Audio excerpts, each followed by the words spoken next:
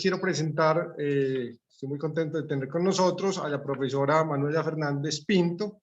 Ella es profesora asociada del Departamento de Filosofía y del Centro de Ética Aplicada de la Universidad de los Andes.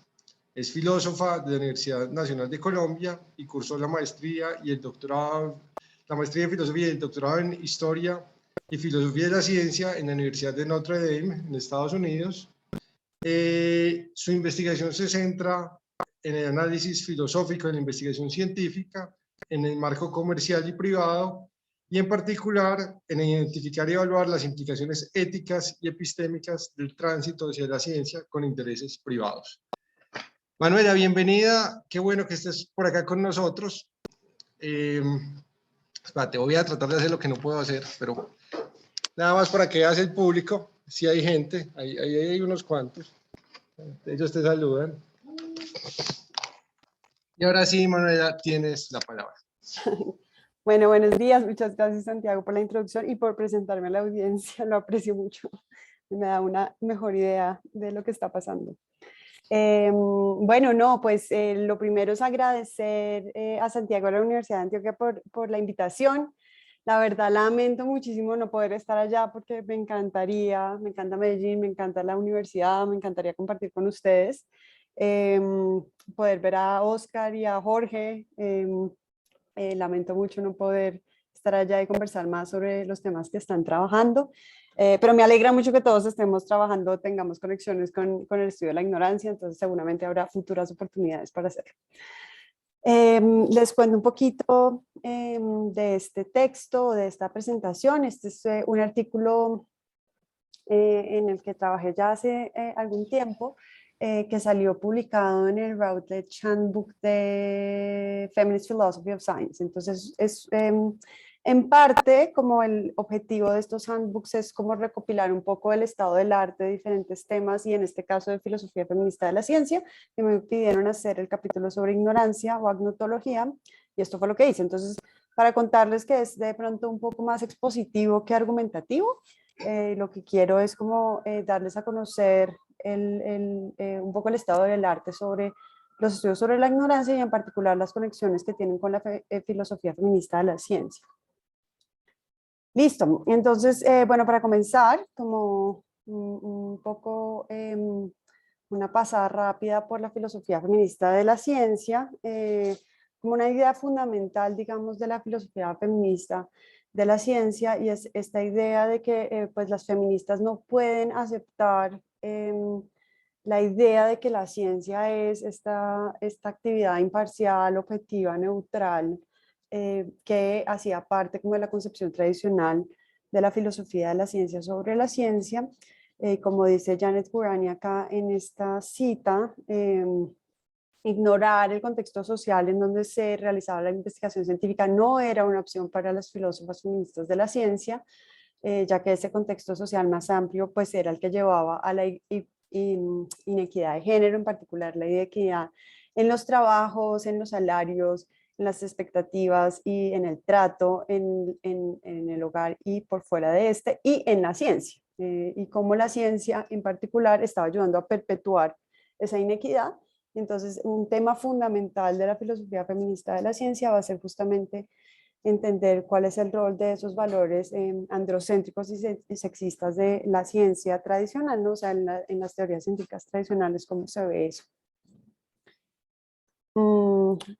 Tenía entonces dos objetivos fundamentales, creo yo, la filosofía feminista de la ciencia: combatir el sexismo y el androcentrismo en la investigación científica y proponer análisis feministas de la ciencia que preserven o preservaran la normatividad científica mientras promovían las metas políticas del feminismo. Entonces acá hay como algo muy importante que destacar, y es que la filosofía feminista de la ciencia se entiende a sí misma como política, ¿no? O sea, como cualquier aproximación feminista, ¿no? Es innegable esa faceta o ese aspecto político, que es lo que lo hacen últimas feministas.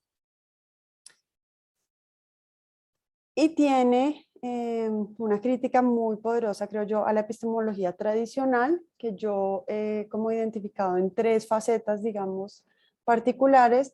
La primera es que es por lo general una epistemología naturalizada, a la Quine, ¿no? Es una epistemología que no está pensando en hacer epistemología desde el sillón, sino que está pensando en justamente construir desde lo que ya sabemos o lo que ya nos proveen nuestras teorías científicas mejor aceptadas, no solo desde la psicología, como lo diría Quine, sino de manera más amplia desde todas las ciencias, incluyendo las ciencias sociales. Es una epistemología que además acepta la tesis de Haraway sobre el conocimiento situado. O sea, yo creo que toda la epistemología feminista y todas las filosofías feministas de la ciencia aceptan esa tesis de Haraway, la idea de que el conocimiento es un conocimiento situado y que es inevitable que así lo sea. O sea, no podemos desligar la producción de conocimiento del lugar desde donde se produce. Y finalmente, la gran mayoría de epistemologías feministas y filosofías feministas de la ciencia son epistemologías sociales.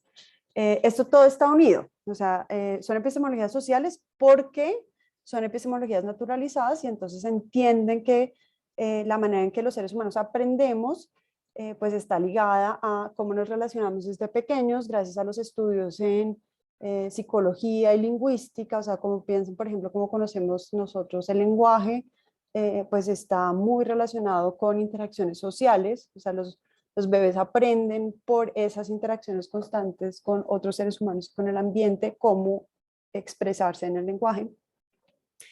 Y todos estos conocimientos que ya tenemos de otras disciplinas, pues llevan también a esta idea de que nuestra manera de conocer es inherentemente social. Y todas estas tres tesis, si quieren, son, creo yo, pues muy claramente críticas o van en contravía a las concepciones tradicionales de la epistemología, ¿no? A la epistemología fundacionalista, a la epistemología desde ninguna parte, ¿no? El de view from nowhere, la epistemología individualista, ¿no? Entonces es como un vuelco, o sea, las filosofías feministas dan un vuelco a esa epistemología tradicional en estos tres, al menos, diferentes sentidos. Ok, entonces eso como para introducir la filosofía feminista a la ciencia, y ahora quisiera hablar sobre los estudios de la ignorancia y luego les voy a contar cómo se relacionan. Entonces, los estudios sobre la ignorancia, pues creo que han hecho como un boom o se volvieron como muy importantes desde hace por lo menos unos 15 años, diría yo. Son estudios que pues tienen diferentes variantes también, o sea, la ignorancia se estudia también desde diferentes ángulos y yo he caracterizado acá al menos tres corrientes distintas de estudios sobre la ignorancia. El primero es como el que mencionó Santiago, que es esta idea de la agnotología o el estudio o la ciencia del no saber. Este es un término que surge de unas preocupaciones muy importantes que pues ha tenido durante su carrera durante mucho tiempo Robert Proctor, este historiador de la ciencia que ha trabajado sobre todo el caso del tabaco y ha profundizado mucho en cómo las tabacaleras produjeron ignorancia en el público y en los hacedores de política pública. Este término está entonces como muy relacionado con estudios de historia de la ciencia. Proctor publica en el 2008 junto con Londa Shivinger este libro que se llama Agnotology, la serie y el deshacer de la ignorancia. Y digamos que caracteriza ahí la ignorancia como diferentes tipos de ignorancia, y lo que hace es como que descubre o saca a la luz esta idea de que la ignorancia no es simplemente un vacío, que es como nuestra concepción intuitiva de ignorancia, o sea, nosotros somos ignorantes y tenemos que llenar esa ignorancia, ese vacío con conocimiento, y más bien problematiza un poco esa noción y dice, esa no es la única manera de ser ignorantes, también hay ignorancias pasivas y activas, hay ignorancias que surgen con el mismo quehacer de la producción de conocimiento y en particular de la producción científica. Entonces simplemente pensar a medida que nosotros conocemos cosas, pues inevitablemente desconocemos otras simplemente porque decidimos conocer ciertas cosas y entonces en esas decisiones pues dejamos de conocer otras porque no podemos investigarlo todo. Entonces, el conocimiento que producimos inevitablemente significa que dejamos de producir otro. Y también hay ignorancias, que era la que recalcaba Santiago, ignorancias que se construyen activamente, es decir, que deliberadamente se busca que otros no conozcan, no sepan o ignoren ciertos temas. Y pues esa es en la que él ha trabajado toda su carrera, porque como les estaba contando, pues él se ha enfocado mucho en estos estudios sobre el tabaco y pues es el caso paradigmático de construcción de ignorancia, como la industria tabacalera, de manera deliberada, esto ya lo sabemos porque tenemos las pruebas y los archivos que lo demuestran, como las tabacaleras de manera deliberada, pues confundieron al público, ocultaron información y pues alentizaron, digamos, el proceso de concientización pública acerca de los peligros del tabaco. Entonces, ese es el rollo como de la agnotología. Tenemos también, por otro lado, las epistemologías de la ignorancia, que surgen, en verdad, surgen de un contexto ligeramente distinto. Estas epistemologías de la ignorancia surgen de una idea de Charles Mills en su libro The Racial Contract, y esta idea de que hay como una ignorancia instituida por la clase dominante, cuando él habla pues de los blancos como la clase dominante, que imponen cierta manera de ver el mundo a todos, y imponen también con esto cierta epistemología de la ignorancia, o sea, ciertas maneras de delimitar qué se sabe y no se sabe. Y de ahí hay un trabajo muy bonito que es este de Shannon Sullivan y Nancy Tuana, que se llama Race and Epistemologies of Ignorance. Este libro es anterior al de agnotología, es del 2006, en donde ellas aplican esto a la filosofía feminista de la ciencia, pero ya voy a ir un poco hacia allá. Entonces, digamos, esta línea de las epistemologías de la ignorancia es un poco más filosófica, mientras que la agnotología surge más bien de preocupaciones históricas. Y finalmente tenemos esos estudios de la ignorancia que son más como de la línea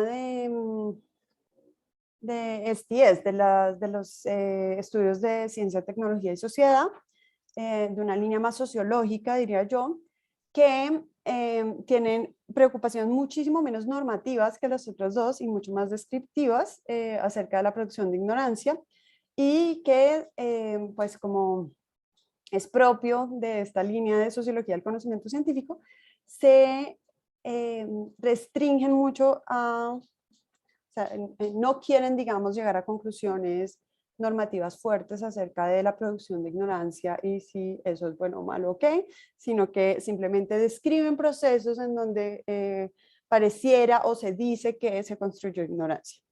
Entonces ahí hay como tres líneas bien distintas acerca de los estudios sobre la ignorancia, y digamos que, o sea, líneas generales, y porque es un campo muy nuevo, yo generalmente hablo de los estudios sobre la ignorancia y no hago estas distinciones, pero si uno se va como a los detalles, pues estos académicos que trabajan en estas diferentes líneas, pues consideran que están haciendo algo muy diferente que los otros. Entonces, para que sepan que esas diferencias existen. Ok, ahora sí, entonces, ¿cómo unimos estas dos cosas? ¿Qué contribuciones han hecho las filósofas feministas de la ciencia al estudio sobre la ignorancia? Y acá me parece que hay unas contribuciones súper interesantes. Claramente, la filosofía feminista de la ciencia no tiene o no tuvo en sus inicios como objetivo fundamental estudiar la ignorancia, ni mucho menos. Y claramente los estudios sobre la ignorancia no surgen necesariamente por preocupaciones feministas. Estas son dos cosas independientes, pero sí tienen muchos puntos en común que son bien interesantes para discutir y también para estudiar. Entonces, yo distingo algunos tipos, digamos, de contribuciones de las filósofas feministas a los estudios sobre la ignorancia, y unas son las contribuciones teóricas, o sea, sí hay filósofas feministas que se han dedicado a pensar un poco sobre cómo conceptualizamos la ignorancia en términos epistémicos y cómo la usamos como herramienta para entender fenómenos como la subyugación de las mujeres, por ejemplo, en las teorías científicas. Una de estas personas es Nancy Tuana.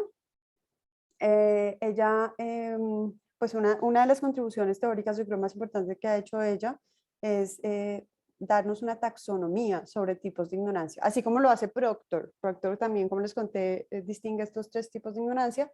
Pues Tuana nos propone una taxonomía un poco más rica que la de Proctor. Ella dice, si quisiéramos entender, perdón, totalmente las prácticas complejas de la producción de conocimiento y las diferentes características que nos dan cuenta de por qué algo es conocido, también tenemos que dar cuenta de las prácticas de por qué algo no es conocido. Entonces, si queremos lograr entendimiento, leyendo ya al final, sobre cómo conocemos, tenemos que también desarrollar epistemologías de la ignorancia, es decir, tenemos que también desarrollar epistemologías acerca de cómo no conocemos. Es como la otra cara de la moneda, o sea, si queremos entender el conocimiento, pues tenemos que entender también la ignorancia. Y ella nos provee en este artículo del 2006 una taxonomía sobre los distintos tipos de ignorancia. Entonces tenemos esta categoría de lo que no sabemos pero no nos interesa saber, lo que no sabemos que no sabemos, lo que no quieren que sepamos, lo que no saben y no quieren saber, y lo que no podemos saber.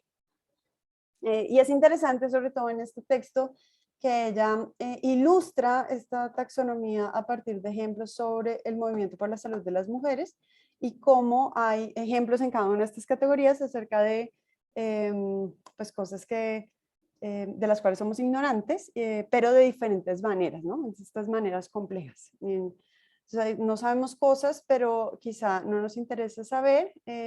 A veces no sabemos que no sabemos. A veces no quieren que sepamos, y entonces aquí hay como ejemplos, por ejemplo. En el ejemplo de lo que no quieren que sepamos, para ilustrar un poco las ideas de Tuana, está, por ejemplo, todos los problemas que hubo sobre los tratamientos hormonales para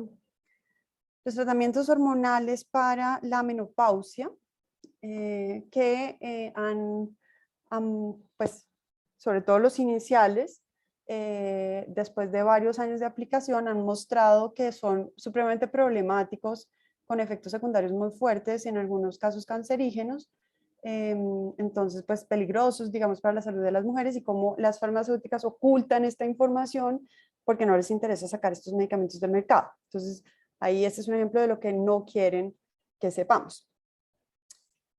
Por ejemplo, lo que no sabemos pero nos interesa saber, entonces ella ilustra esto con la idea de los anticonceptivos masculinos.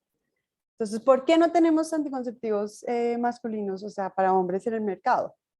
¿Por qué no hay anticonceptivos disponibles en la droguería, así como los hay para las mujeres?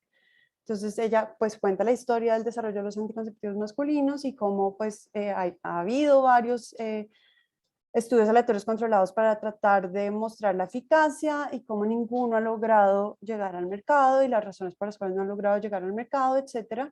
Y pues básicamente pues apela al hecho de que somos sociedades muy machistas en donde pues le damos todo el peso del control reproductivo a la mujer y así los efectos secundarios de los anticonceptivos sean muy similares para hombres y mujeres. En el caso de los hombres, esto se ha usado retóricamente para evitar que esto se convierta en efecto una tecnología disponible para todos.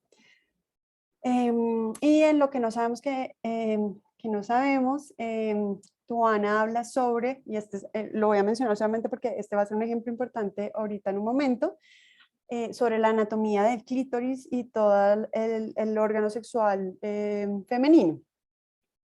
Y ahí dice, no sabemos que no sabemos, y como que ni siquiera está en el radar de la gente que no tenemos este conocimiento. Entonces ella en otro artículo que voy a mencionar ahora en un momento explica cómo cuando ella pues da algunos de estos cursos con sus estudiantes en la universidad, en algunas de las primeras clases les pregunta a sus estudiantes qué información tienen sobre todo, sobre por ejemplo, cuánto mide un pene promedio, o cuánto, o cuáles son las partes del órgano sexual masculino. Y todos sus estudiantes, tanto hombres como mujeres, tienen información. O sea, no importa que esté bien o mal, tienen información sobre esto, creen que tienen información sobre esto. Y cuando les hace la pregunta por el órgano sexual femenino, no tiene información. Ni los hombres ni las mujeres mismas tienen información. O sea, cuando les pregunta cuánto mide un clítoris promedio, nadie tiene información. Pero ni siquiera está en el radar de la gente que no tiene información al respecto. Entonces, ese es como el tipo de ignorancia que está tratando de capturar aquí en este punto B. Y ese ejemplo voy a volver a él porque quisiera retomarlo ahorita más tarde. Entonces, tenemos las taxonomías. Tenemos también cuestiones normativas, entonces aquí hay el trabajo de Lorraine Coates, es bien interesante. Ella dice que las epistemologías de la ignorancia no pueden ser simplemente investigaciones normativas, por lo menos no a priori, sino que son mejor concebidas como investigaciones genealógicas en las relaciones de poder y las estructuras de poder que condonan, sostienen o condenan la ignorancia. Entonces, estas dimensiones diagnósticas pues tienen como un ángulo descriptivo, empírico y sociohistórico muy importante para la epistemología, que no tienen esas,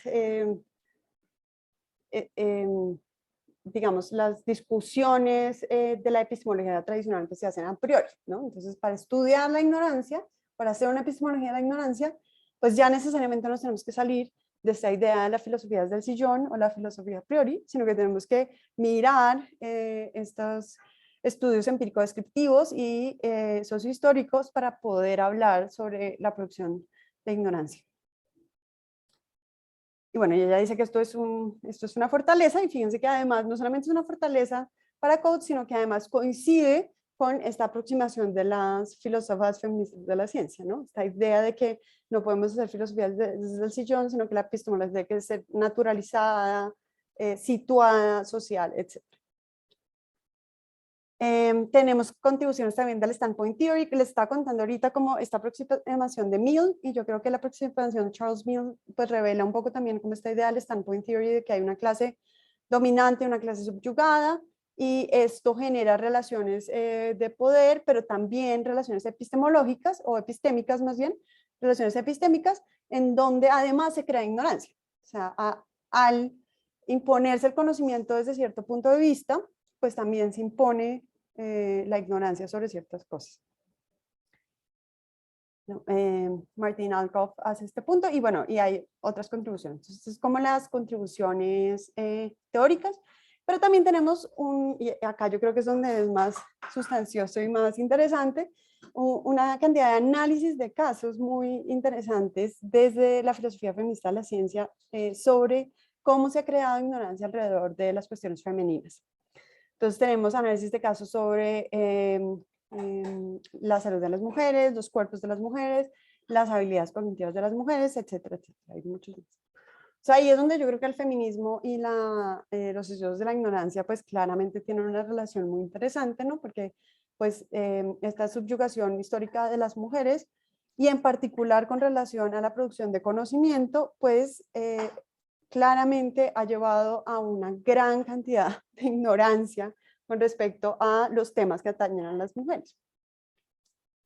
Entonces voy a contar del caso de Tuana que les estaba mencionando. Entonces ella tiene este artículo, si no se han leído este artículo, está buenísimo, se lo recomiendo a todo el mundo, o sea, van a aprender un montón de cosas que no saben, seguro.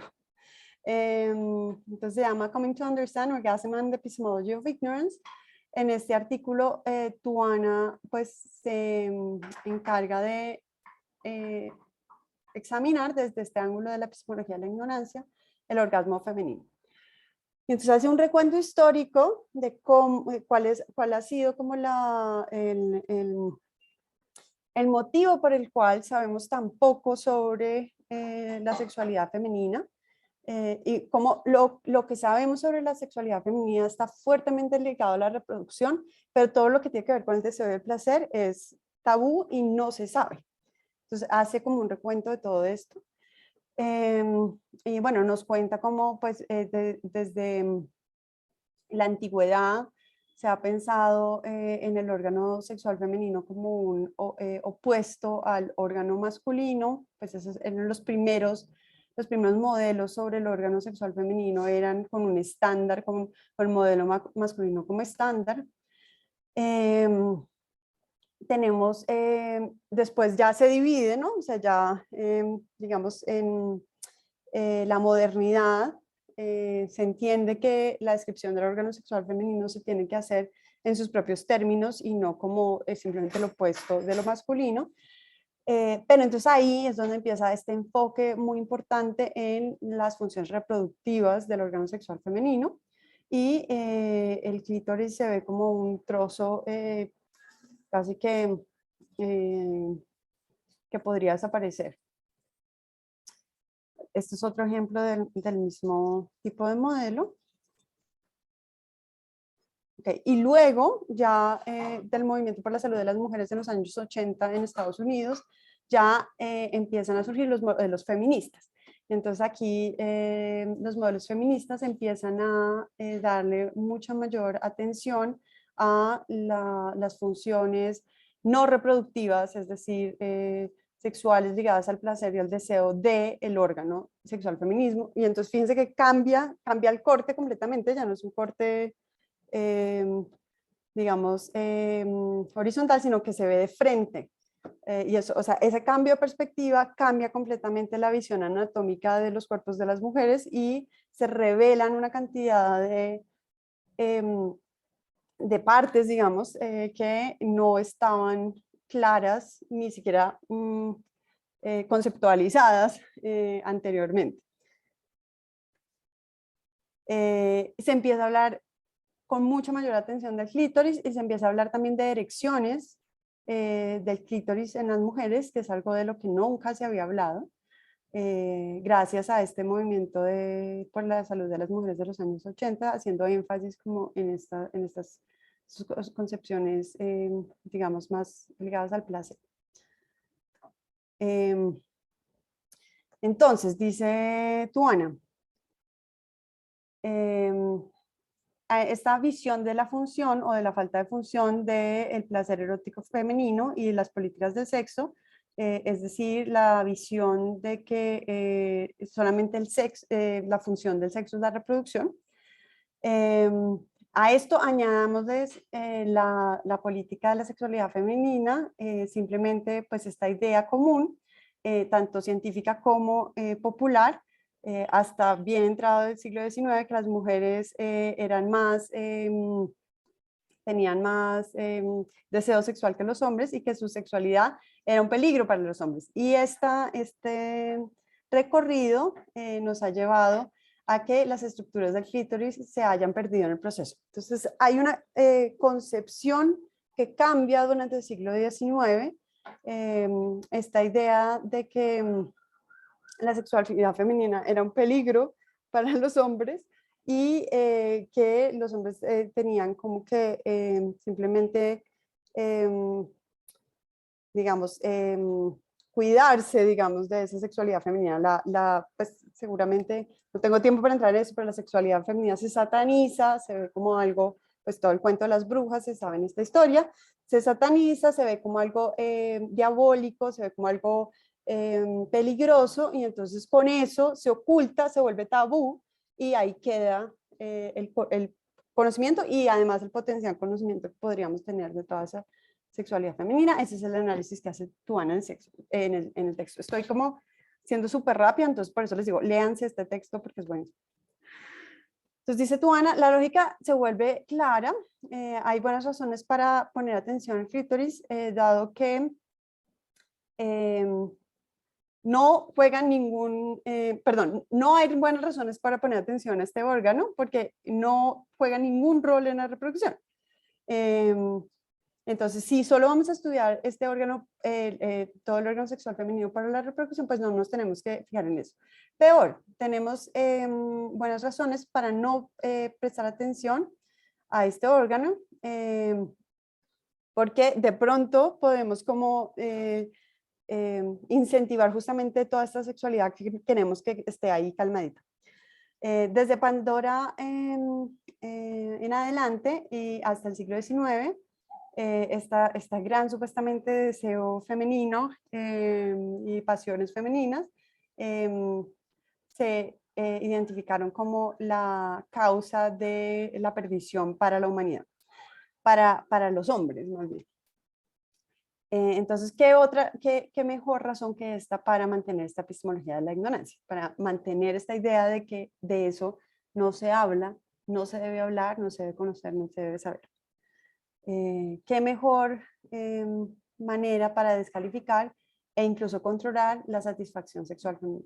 Pues bueno, ella hace todo un discurso acerca de cómo esta epistemología de la ignorancia, es decir, todos estos esfuerzos por mantener esos temas encubiertos porque no se sepa, porque ni siquiera esté en el radar de saber, porque no se conceptualice y no se entienda la sexualidad femenina unida a la satisfacción sexual, pues tiene que ver con ciertas relaciones de poder y ciertas concepciones acerca de la mujer y su deseo. Entonces, este es el tipo de análisis, lo traigo solo como un ejemplo, este es el tipo de análisis que hacen las filósofas feministas de la ciencia, tratando de mostrar cómo nuestro conocimiento científico, en este caso de la sexualidad femenina, pues ha estado ligado a una epistemología de la ignorancia. Ha estado ligado a ciertas maneras en las que se conoce, se puede conocer, se da permiso para conocer, se limita a lo que se conoce. Y esto es una lógica que podemos ver acá, podemos ver en temas sobre salud de las mujeres más ampliamente, podemos ver en temas sobre las diferencias cognitivas entre sexos, por ejemplo, es bien similar, etc. O sea, muchos temas relacionados con diferencias, digamos, entre hombres y mujeres, se pueden leer desde este ángulo, desde la filosofía feminista de la ciencia que estudia las epistemologías de la ignorancia. Se me está acabando el tiempo, yo sé, entonces ya para terminar, como un par de líneas que yo creo que planteaba en este texto que pueden dar pie a nuevas contribuciones y nuevos ángulos para entender estos estudios de la ignorancia desde la filosofía feminista de la ciencia. Pues uno es el ángulo de los feminismos no occidentales, ¿no? Las mujeres de color, las relaciones sur-norte, que creo que no se ha estudiado, o sea, cuáles son, o sea, casos particulares de, por ejemplo, en Colombia o en Latinoamérica de producción de ignorancia relacionada con las mujeres, la salud de las mujeres, la salud sexual de las mujeres, etcétera. Eso no se ha estudiado. No o sea, sí se ha estudiado, pero no con este enfoque, digamos, de la ignorancia, que me parece bien interesante. Y lo otro que es como más el tema que yo trabajo es sobre la comercialización de la ciencia y su impacto en la vida de las mujeres.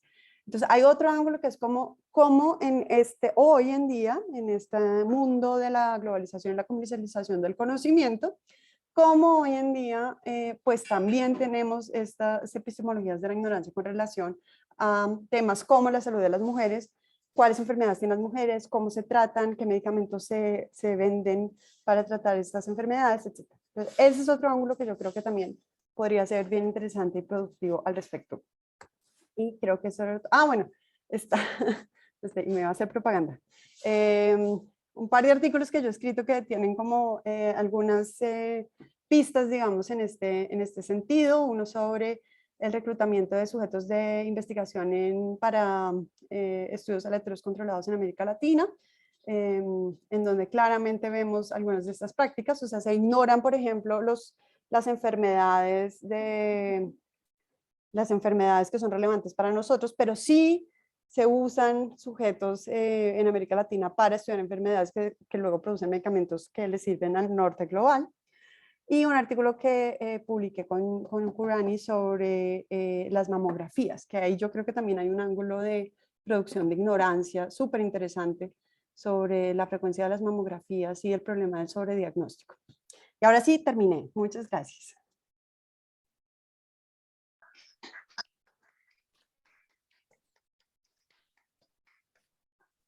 Gracias, Manuela. Te cuento que han llegado nuevas personas desde que empezamos. Miramos el público. No parece, pero sí han llegado nuevos. Ay. Manuela, ahora tenemos espacio para unas preguntas. En el público tenemos preguntas. Tenemos una pregunta que es hice lo que no debía hacer y estoy pagando las consecuencias. Espérate, Manuela, nos ves, pero el problema es la pantalla de allá. Listo, ahora sí, no muevo más. Tenemos una pregunta en Zoom. Vamos a ver la pregunta en Zoom. Empecemos con la pregunta en Zoom. Dice, bueno, un usuario anónimo. Dice, ¿qué piensas de las críticas de algunas feministas a la práctica de la ginecología por parte de hombres? Su conocimiento es menor por ser hombres y no tener experiencia subjetiva de la mujer o incluso inválido. Bueno, empezamos con una pregunta. Gracias. No, esa pregunta está chévere. No quisiera decir nada sobre, pues, digamos, la práctica hoy en día, pero sí quisiera decir algo muy, porque la ginecología tiene una historia bien interesante, y es que, o sea, no es coincidencia que la ginecología sea un área mayoritariamente masculina, que es como, porque hay más ginecólogos hombres. A uno le parecería muy poco intuitivo, ¿no? En un comienzo. Es como si hubiera más urólogas mujeres, sería como muy extraño, ¿no? ¿Por qué hay más ginecólogos hombres? Y entonces, pues es que la ginecología tiene una historia muy interesante, muy fuerte. Como ustedes saben, toda la práctica de reproducción femenina históricamente se daba por las parteras, ¿no? O sea, cuando alguien iba a tener un parto, había una partera que atendía los partos, no eran los doctores, sino eran las parteras. Con la institucionalización de la medicina en las universidades, como un saber que se estudiaba en la modernidad, y esto pasa tarde, esto pasa como finales del siglo XVIII, comienzos del siglo XIX. Entonces, ¿qué sucede? Que todo ese saber que había en la calle, digamos, ese saber tradicional que había de las parteras en la vida cotidiana, se institucionaliza, se mete a las universidades y a los institutos, y con esa transición, digamos, lo que pasa es que se limita el acceso a las mujeres, porque como sabemos, pues las mujeres no podían acceder a las universidades hasta el siglo XX. Entonces, se les cierra la puerta a las mujeres para acceder a ese conocimiento y se masculiniza todo ese conocimiento con respecto a la reproducción femenina. Y entonces, en ese tránsito, lo que se hace es además, se le da crédito es a quien está en la universidad, ¿no? A quien logra acceder a ese conocimiento institucionalizado, y se concibe como menos el conocimiento que tienen las parteras, y entonces se deja ese conocimiento como para las clases menos favorables, que no pueden acceder a los tratamientos médicos que sí tienen mejor preparación y mejor conocimiento. Entonces, en esa institucionalización de la medicina es que la ginecología se convierte en un área profundamente masculina y se separa de ese saber que tradicionalmente siempre había sido femenino. Las parteras eran mujeres y tenían esos saberes tradicionales. Hoy en día estamos tratando de echar eso un poquito para atrás y de recuperarlo. Y pues hoy en día obviamente también hay ginecólogas mujeres, pero fíjense que no se ha logrado paridad de género, por ejemplo, en la ginecología, que es un poco extraño. O sea, todavía existen esas barreras de género en esa área. Excelente, muchas gracias, Manuela. ¿Alguien más en el público tiene preguntas para Manuela? Yo les sugiero que vengan acá para que ella también les vea la cara, y Sí. no solo a mí.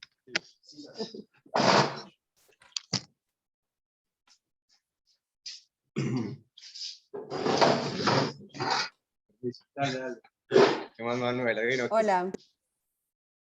a ver, mi preguntita es, cuando ponías las agendas futuras, distinguías como tres subgrupos minorizados dentro de las mujeres: mujeres de color, mujeres pues como no colonizadas, ¿cierto? Y colonizadas. ¿Y cuál era el otro grupo? Creo que puse las Bueno, relaciones norte-sur. no, a ese me refería, con Ajá. colonias. Pero bueno, ¿cierto? Como que, dime. Espérate, lo busco. Mujeres no occidentales, feminismos no occidentales, mujeres de color y relaciones norte-sur. Listo, que tiene que ver pues también con el colonialismo, pero ¿por qué no pusiste esos otros grupos de mujeres y esos otros grupos minorizados que se intersectan con el grupo minorizado de mujeres, ¿cierto? Y me refiero a mujeres con discapacidad, mujeres trans, mujeres minorizadas religiosamente, ¿cierto? Mujeres islámicas, mujeres indígenas. No sé si hubo como alguna selección o porque de pronto está como muy en boga esas agendas y por eso las pusiste. No sé, quisiera saber como qué pensás ahí. No, estaba siguiendo, en el texto sigo como unas ideas de Mariana Ortega, que es una feminista mexicana. Y ella pues habla en su caso de las mujeres de color, pues que además es un término súper gringo, ¿no? Esto de las mujeres de color. Pero no, pues claro, pues tienes toda la razón. Obviamente que debería ser más amplio y podría hablar como simplemente como de mujeres no blancas que no pertenecen y que no pertenecen a esos, digamos, esas élites que tienen acceso a ese conocimiento de manera más fácil.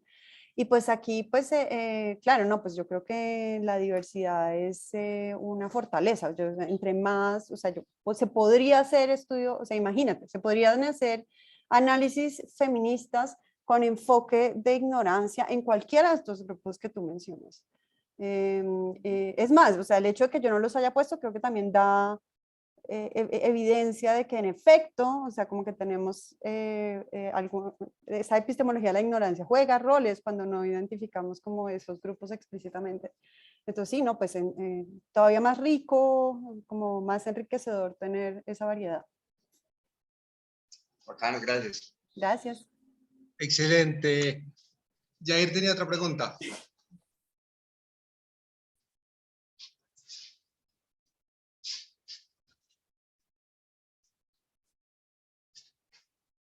Bueno, hola a todos y a todas. Hola Manuela, ¿cómo estás? Hola. Creo que ya soy fan tuyo.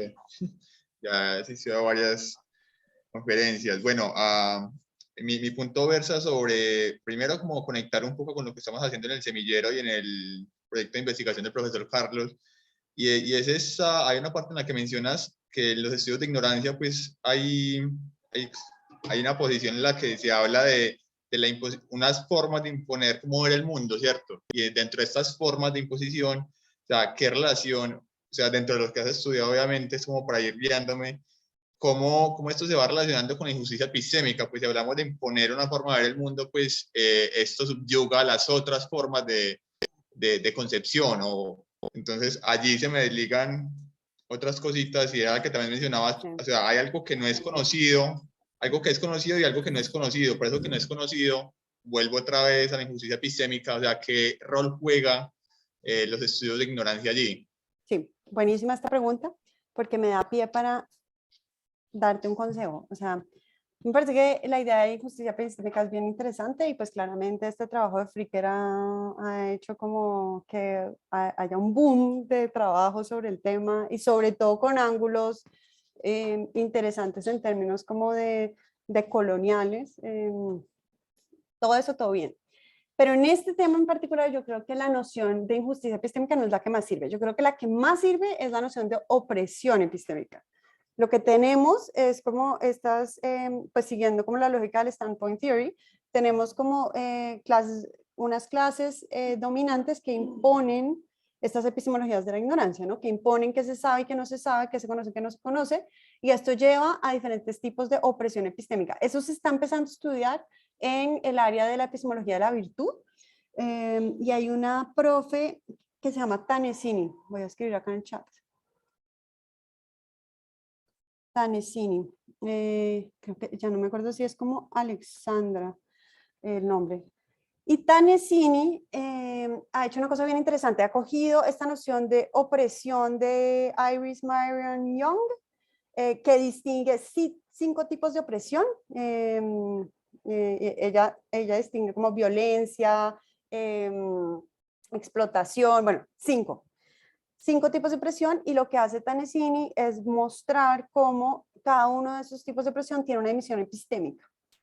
Y en esa dimensión epistémica de la opresión yo creo que hay claramente pues creación de ignorancia. O sea, son maneras en las que se impone una manera de conocer, una manera de limitar qué se conoce y no se conoce, una manera de identificar quién puede conocer, ¿no? Quién es el agente de conocimiento y quién no puede tener acceso al conocimiento.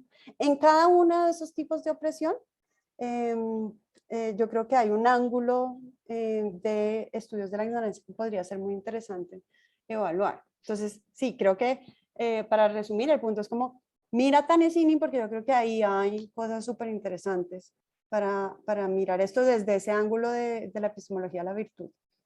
Listo, muchas gracias, me sirve mucho. No, con gusto. Bueno, si alguien más tiene preguntas en el público, Salvador, dale.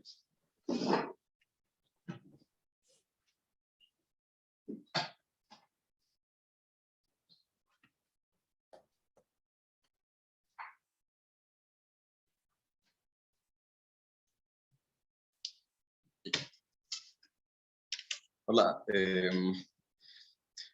Sí, no, yo quería preguntar simplemente, había una cita que me pareció muy interesante que traía esa colación, no sé si era de tu Ana o de alguien más, que decía algo así como que en todo caso esta epistemología de la ignorancia, pues en la medida en que no tenía como este carácter de investigación a priori y era naturalizada y genealógica y todo esto, pues tampoco tenía propiamente un componente normativo, como que no era su interés fundamental. Entonces me preguntaba, pues si esa era como la posición imperante, digamos, como dentro de este campo de la epistemología de la ignorancia y de la filosofía feminista de la ciencia, pues si en general había como una, pues sí que si en general no había un interés en darle un carácter normativo a esta clase de investigaciones, sobre todo porque, por ejemplo, pues mi percepción, pero no tengo mucha idea del tema, es que, por ejemplo, en esta clase de estudios de la injusticia epistémica sí hay cierto componente normativo, pues sí se tiende a señalar cuáles serían o las prácticas deseables de conocimientos en esta clase de distorsiones que vienen de los tipos específicos de opresión. Eso era como lo primero. Y lo segundo que te quería preguntar era si,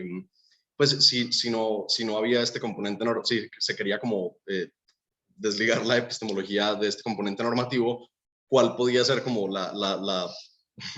cuáles eran como las notas específicamente filosóficas de la epistemología de la ignorancia que de algún modo la distinguieran, por ejemplo, de los estudios de ignorancia dentro del Sí. contexto de los estudios de ciencia, tecnología y sociedad? Pues sé que a muchos Buenísimo. teóricos seguro no les interesa demasiado esa diferencia, pero como tú la trajiste a colación, pues me interesaba. Listo, me voy a seguir haciendo propaganda. Entonces, para ese último, yo tengo un artículo que se llama Tensions in Agnotology, en donde evalúo exactamente eso, o sea, cuál es la tensión normativa que hay en esos estudios históricos, como los de agnotología, tal cual, los de Proctor, esa tensión que hay, porque ellos no quieren hacer compromisos normativos, o sea, por lo menos no los hacen explícitamente, pero sí los hacen implícitamente todo el tiempo. Y entonces ahí hay una tensión porque es como si dijeran, no, vamos a estudiar la ignorancia descriptivamente, pero después dicen, pero claramente lo que la industria tabacalera hizo está mal, pero no tienen el respaldo conceptual filosófico que necesitan para hacer esa distinción. Entonces, en ese artículo yo justamente indago ese problema que estás pensando. Ahora, con relación a lo primero, las citas de Lorraine Code.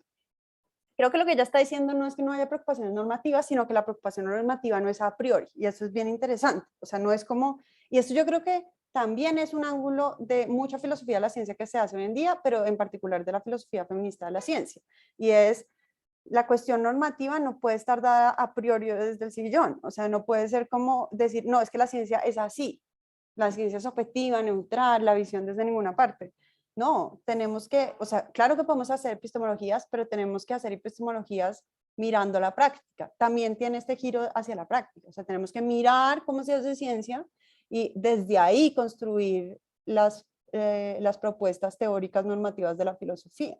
O sea, no podemos desde la nada inventarnos cuál es la ciencia ideal desconectada con el mundo, porque los que han hecho eso, pues de pronto muy chévere y todo, pero no dicen nada acerca de cómo mejorar la ciencia, y en particular las feministas no dicen nada acerca de cómo luchar por la igualdad de las mujeres en la producción de conocimiento científico, ¿no?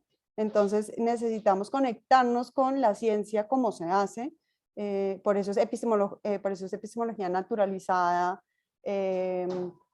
social, situada, todo esto. Ahora, yo creo que sí hay una preocupación normativa en la gran mayoría de filósofos feministas de la ciencia, y esa preocupación normativa tiene que ver con que no son relativistas, no, o sea, no colapsan en los estudios sociales de las ciencias relativistas, no quieren hacer trabajo solamente descriptivo. No, las filósofas feministas de la ciencia sí quieren decir, no, esa teoría es sexista y está mal. O sea, eso es algo fundamental para el feminismo y pero en particular para las filósofas feministas de la ciencia. Entonces no pueden dejar totalmente de lado la preocupación normativa. Es como están tratando de construir un puente entre esos dos lados, entre esas preocupaciones normativas de la filosofía y esas preocupaciones sociales de, por ejemplo, los estudios sociales de la ciencia. Sin decir que la ciencia es neutral, imparcial, objetiva, completamente asocial, y sin caer tampoco en el relativismo del otro lado. Es como una tercera vía. ¿Sí Listo, te aclaras, muchas más o gracias. menos? Sí, sí, sí. Listo, súper, gracias. Listo. Voy a mirar aquí, ok, otra pregunta brevemente. Ah, no. La versión de la, Eh. no quedó satisfecha con la respuesta anterior, entonces Amplió. Bueno, pero yo creo que estamos corticos de tiempo. De todas Está maneras, bien. voy a leer de todas maneras. Dice, es infrecuente que los ginecólogos hombres, es infrecuente que a los ginecólogos, es frecuente que a los ginecólogos hombres se desinvalide su conocimiento científico porque no tienen la experiencia subjetiva. Por ejemplo, los hombres que han estudiado el ciclo menstrual no pueden dar consejos sobre este porque nunca han experimentado la menstruación.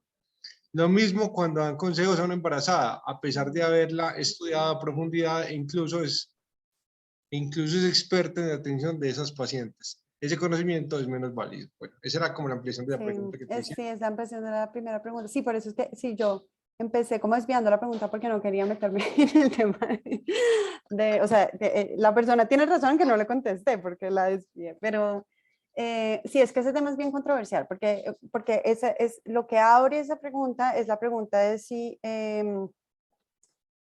uno, por tener experiencia subjetiva en un tema en particular, sabe más o tiene una posición epistémicamente privilegiada para hablar de ese tema, o si por el contrario tiene una versión menos objetiva, ¿no? Sobre el tema, porque justamente está involucrado subjetivamente en el tema. Entonces, bueno, eso es una pregunta muchísimo más grande que no podría contestar acá en 2 minutos, pero digamos que lo que sí puedo decir es que hay posiciones feministas de ambos lados. O sea, las de standpoint theory dicen no, o sea, la posición de poco privilegio del grupo subyugado hace que tenga una posición epistémicamente privilegiada y eso hace que sea mejor para entender ciertas prácticas y obtener cierto conocimiento. Entonces, en ese caso, desde esa perspectiva, se podría decir pues una ginecóloga mujer tendría por lo menos más inputs o más experiencia subjetiva relevante para la experticia o su labor, digamos. Ahora, también está el otro punto, ¿no? Y está el decir, como no, si alguien está demasiado involucrado en el tema en cuestión, puede de hecho sesgar su aproximación al tema. Entonces, y esto en ciencias sociales pues se estudia a gran escala, eso es un debate muy grande. Sí, en las ciencias sociales uno puede estudiar el mismo tema del que uno es sujeto o parte de la investigación, ¿no? O si más bien tener distancia le da a uno perspectiva y le hace ver cosas que no se vería por estar involucrado demasiado en el tema. O sea, desde esa perspectiva se podría decir, no, justamente el hombre tiene más perspectiva porque no está involucrado subjetivamente en la experiencia, entonces no sesga por su experiencia personal lo que le está pasando a otros, por ejemplo. Entonces, solo para decir, es un debate, hay posiciones en ambos lados. Solo una pregunta sobre eso. ¿Y ha habido algún exponente? No, pero decir... la pregunta tienes que ser aquí. Bueno. Pero muy cortica, porque es que ya estamos sobre tiempo. Bueno, ya tenemos la última. Dale. Hola Manuela. Hola. Solo con lo que estabas mencionando, en particular con la filosofía feminista de la ciencia, ¿algún exponente, algunas exponentes de esa última posición que mencionas o más desde la ciencia social en general? No, lo estaba diciendo más en las ciencias sociales en general, pero seguramente ahora... espérate y pienso.